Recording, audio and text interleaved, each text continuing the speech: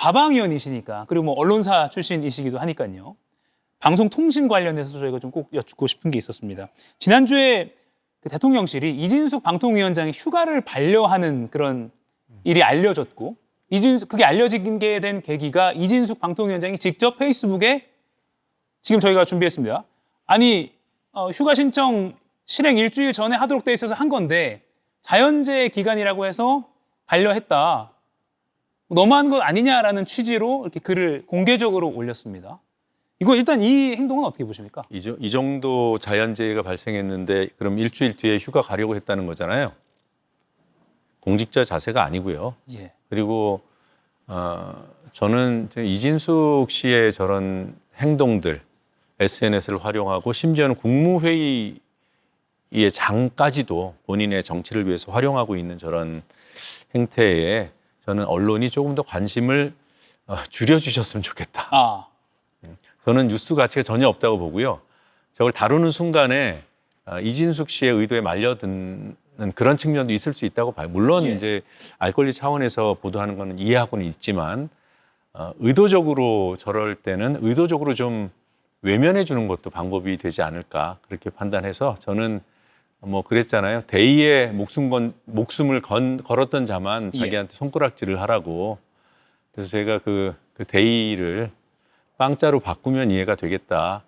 이렇게 그냥 일종의 풍자 예. 방식으로 대응하고 말았는데. 예, 그 빵이라면 이제 법카 유용 사건 관련이죠. 네. 예. 알겠습니다. 그런데 지금 법카 유용 사건 관련해서 제가 좀 여쭙고 싶은 게 있었는데 물론 무관심을 요청하셨지만 준비된 질문을 좀 드리겠습니다. 계속해서 이재명 정부와는 좀 삐걱거릴 수밖에 없는 상황이고 심지어 공개적으로 대통령실이 휴가를 뭐 거절한 것도 페이스북에 올리는 그런 상황이기 때문에 계속 가는 거야? 라는 그냥 국민적인 뭐 제도적인 절차를 떠나서요. 임기 보장을 떠나서 그런 의문이 있습니다. 내년 8월이 임기 종료이고요. 그러면 대전 지금 유성경찰서가 수사를 하고 있는 것으로 알고 있는데 그 법카 유용 사건에 따라 결과에 따라서 면직 뭐 처분이 되든지 뭐 그런 방법밖에 없는 것인가요? 또 수사나 감사를 통해서 공직자를 어떤 임기가 있는 공직자가 바뀌는 그런 것은 기본적으로 보면 별로 좋은 사례는 아닌 것으로 저는 판단합니다. 예. 과거에 이제 그런 비슷한 사례들이 있어 왔고 그것이 공직자를 쫓아내는 일종의 어떤 도구처럼. 도구화되고 그렇게 오해할 수 있잖아요. 물론 죄를 지었으면은 벌을 받아야 되고 거기에 따라서 공직자의 자격이 없으면 물러나는 게 맞죠. 예. 그런데 지금 이진숙 씨에 대한 수사는 이미 1년 전에 드러난 사안에 대해서 지금 수사를 받고 있는 거기 때문에 공직에서 면하고 말고와는 무관합니다. 근데 그러면 저런 수사가 그래서 이제 제가 말씀드리고 싶은 거는 수사 결과에 이진숙 씨의 직을 연계할 필요도 없다. 예. 그건 이제 부적절할 뿐만 아니라 그럴 필요도 없다고 보는 것이 지금 오랫동안 방통위가 지금 구조가 맞는 것인가라는 그런 논의가 있어 왔습니다. 예. 문재인 정부 때부터 쭉 있어 왔어요.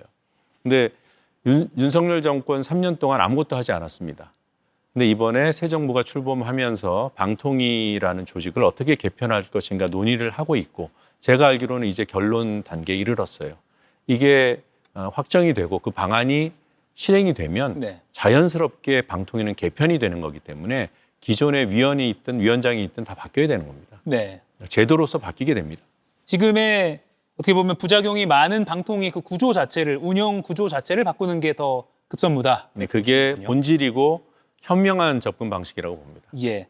저희가 이 질문지를 준비하는 와중에 최민희 의원이 이진숙 위원장이 공직자윤리법을 위반한 게 드러났다. 사퇴해야 된다라고 주장한 내용이 보도가 나왔습니다. 구체적으로 좀 보면 MBC 자회사의 주식을 관해서 이제 직무 관련성이 있느냐 없느냐를 보통 이제 평가를 받잖아요. 근데 이 심사 결과가 나오기 전에 MBC 제허 관련 업무를 봤다. 그러니까 이거는 이해 충돌일 수도 있고 그래서 이게 공직자윤리법에 위반된다. 결론이 났다라는 게 최민희 의원의 설명입니다. 네. 그럼 이것도 이진숙 위원장의 거취와도 연결이 될 수 있는 겁니까? 당연히 되죠. 예.